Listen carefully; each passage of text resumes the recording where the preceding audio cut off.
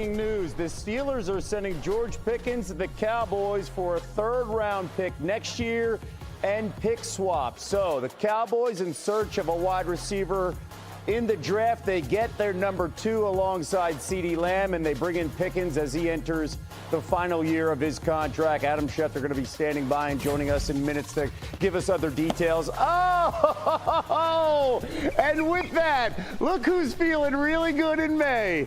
Oh, he got some cobwebs on that jersey. It took him a while to bring it out of the closet, but Marcus Spears is feeling good and feeling happy. Am I just speaking for you, or are you going to just jump in with that smile and tell me how you feel about this trade? Kev, I'm ecstatic, all right? People got to realize, all right, I'm not looking at the future. I'm not looking at the past. I'm looking at today. And I've been asking for 6 years for us to make a trade that I think is going to affect the team in a positive way. This is going to affect the team in a positive way. People trying to rain on my parade, telling me, oh, it's George Pickens, you got to see what he going to do. I don't care. On today, I'm happy we traded for a receiver that can play the position at a high level. We'll deal with all that later. Maybe I cry, maybe I laugh. Hey, look, Marcus, look, man, you know, that's what's so great about the offseason. That's why the NFL is a 12-month-a-year proposition, right?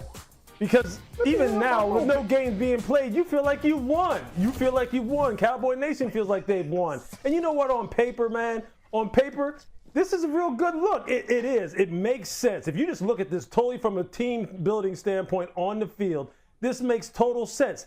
Big outside lane wide receiver who can make highlight reel contested catches down the field outside the numbers. Go along with CD, who's a three tool player. You know, a healthy Dak Prescott, Jayden Blue, Miles Sanders, Javonte Williams. You got a lot of things going for you.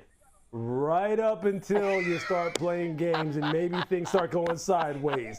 Right up until that point. But you know leave it at that. Hey, you gotta shoot your shot. Exactly. You got to shoot your shot, ride the wave right now, go get your Cowboys gear, put your Cowboys jersey on, and just ride it. Let you live, Marcus. I'm going to let you live today. Well, I'm going to let you live today. No. I do want to get your thoughts on that last comment, right? You're the best hype man for Marcus in the offseason. Why will it change in the regular season? Why will that jersey go back in the closet? Don't do that. Why? Don't do that, Kel. Don't do that. Well, you know what? Don't do that to me, y'all. There's no telling. The question is this, though. Here's the thing in all seriousness, and I know we're going to have a lot of fun with this over the next couple of months. But the question is this. Look, everyone on the outside of the Cowboys organization, Brian Schottenheimer, the new head coach, inside the organization has talked about the fact that it's about culture. And we know that it is. We know that it's about some kind of relative harmony within a locker room where everyone's kind of rowing in the same direction. Can they get George to do those kinds of things that clearly Pittsburgh said, you know what, it's too big of a risk for us to go ahead and commit to him and DK Metcalf, given what we know about the young man and how he rose in the same direction, or rather his challenges as far as being able to row in the same direction as the rest of the organization here in Pittsburgh. Can Dallas get that out of him? We'll see. I promise we're going to get to Graz in a second to get his thoughts. Let's bring in Adam Schefter, our NFL insider. Schefter, how did this deal come together? What other details do you have about the Steelers and the Cowboys making this trade?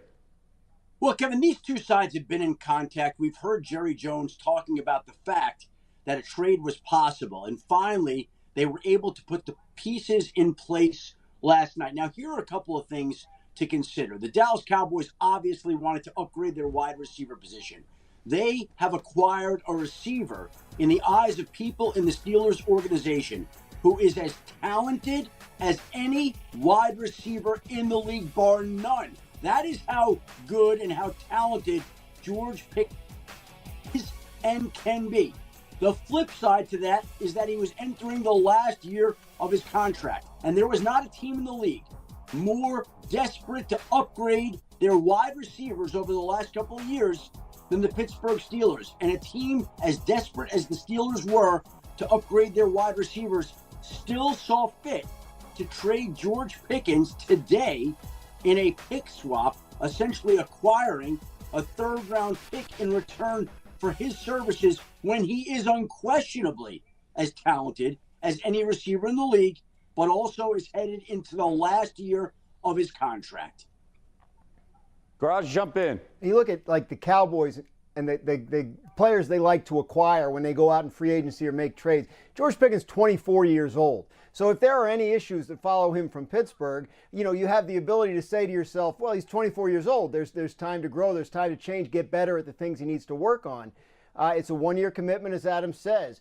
But the Cowboys, we're talking to a lot of different teams about different wide receivers before the draft. The draft happens. They don't really get one. I think if Teteroa McMillan had been there at number 12, then the Cowboys may have taken him, and this trade may never happen. But once they come out of the draft without a receiver, the talks pick back up. They're willing to pay a little bit more, go up to a third-round pick for George Pickens, and they get him for 1 year, and they'll see. If they extend him, I think that would be a surprise at this point. But it doesn't mean he can't be there long term if he shows up and produces for them the way they hope he does this coming season.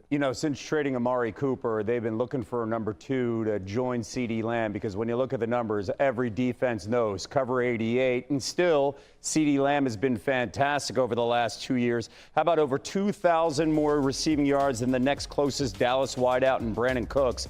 That was the largest difference between a team's top 2 receivers in the league.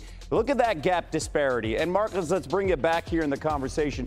You're smiling because how does this change the offense for Brian Schottenheimer and Dak Prescott to have these 2 guys on the outside? All right, Kev, I got my celebration out the way. One, everything that Lou, Shefty, and Graz said is important. The culture is going to matter. Yeah. And the culture is the players he's playing with. But on the field, it takes pressure off. Like, we've talked about this number 2 wide receiver position ad nauseum for the Dallas Cowboys, and they've been trying to fill in gaps and fill in roles and all of that stuff. I thought Michael Gallup back in a few years ago was trending towards being that guy. But what it does is it opens up this offense. Brian Schottenheimer talked about when he got the job that he wanted to become a more shifts in motion. He wanted to kind of innovate this offense a little bit and update it. And what you see now, especially look no further than your Philadelphia Eagles, Kev, when you have 2 real threats that are on the field, it makes defenses play you differently. And you win before the actual snap. So that's what I'm thinking. The excitement comes from that. Matchup problems. Who do we leave one-on-one when we double CeeDee Lamb? We have a guy that we know can win on the outside. Everything revolving around this George Pickens trade is about his availability, and is he going to bring a maturity that's needed in order to stay on the field and be available for games. If he does that, this offense is going to be a problem with those 2 guys on the outside. Yeah, look, I remember Devontae Adams one time. I asked him the question. I said, what really defines a true number 1 wide receiver in your mind? Because we all have subjective opinions about what does that look like. And so quite honestly, George has exactly the characteristic that Devontae had told me at that time, which is a guy who can line up outside the numbers where the boundary is right there. So he doesn't have the whole middle of the field to work with. He is literally confined to a tight space. He's going to be faced with man coverage. And this guy can just win in a contested environment time after time after time. That's what he can do. It's just one-on-one. Whether he's covered or not, you can throw the football to him and he can make the play. George can do that. That's why people talk about George the way in which they do, which is he's as talented as any wide receiver in the NFL. That has never been a question about George Pickens. His talent has never been a question. For you, though, to feel as though it isn't worth the risk, or rather the risk is too great for you to wind up extending this young man, whether or not you have DK Metcalf or not. This was a guy who was homegrown.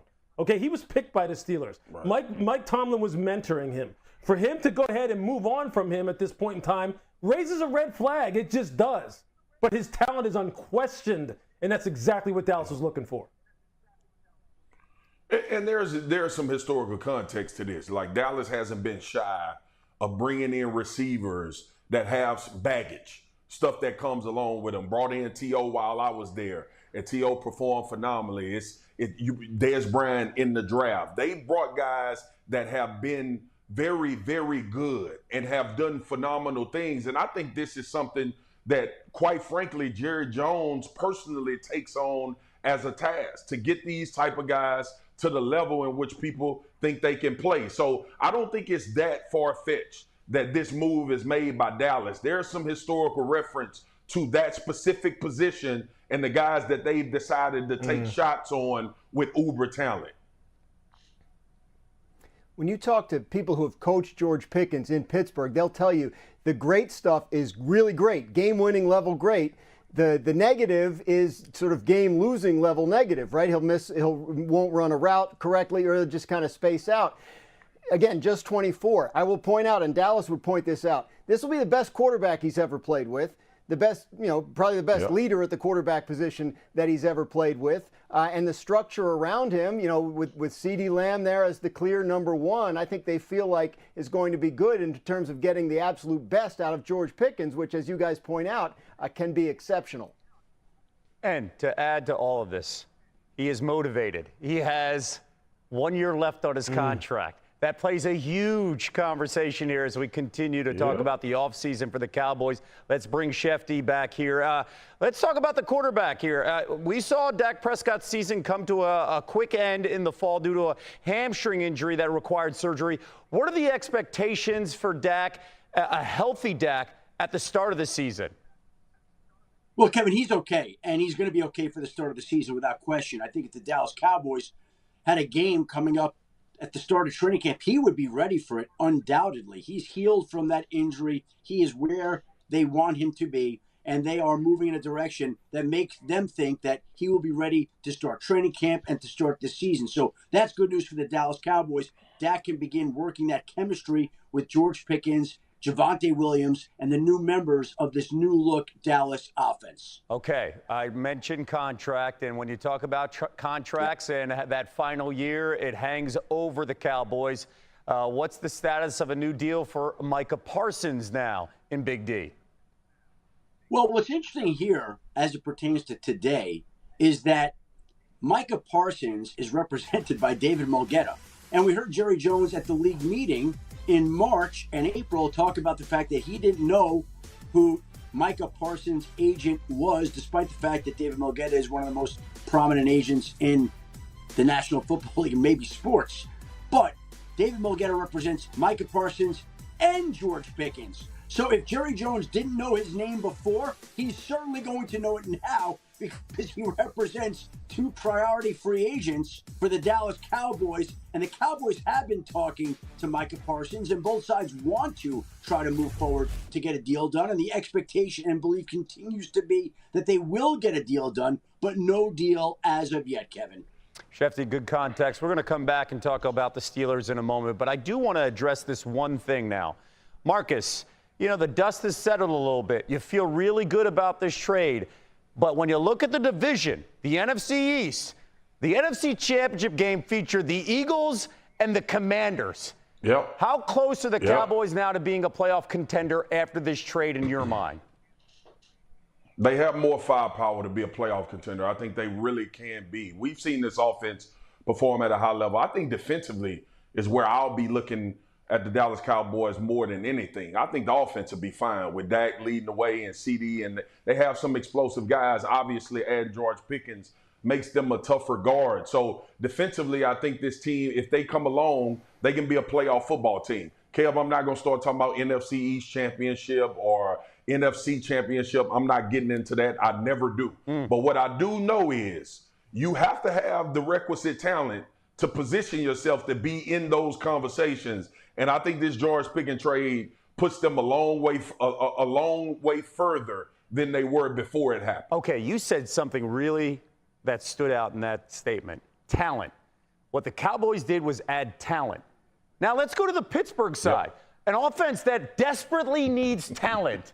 And I've heard all you guys talk about it. We all know about George Pickens and how talented he is.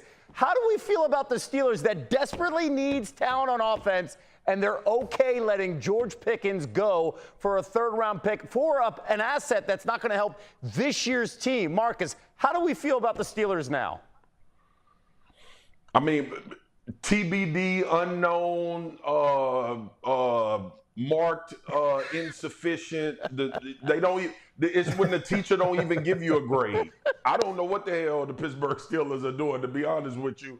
Obviously, this George Pickens deal was more than football, and they felt like he outwore his welcome. But the question will always revert back to the quarterback position. and there's optimism amongst people. It ain't none amongst me. Mason Rudolph ain't winning you nothing.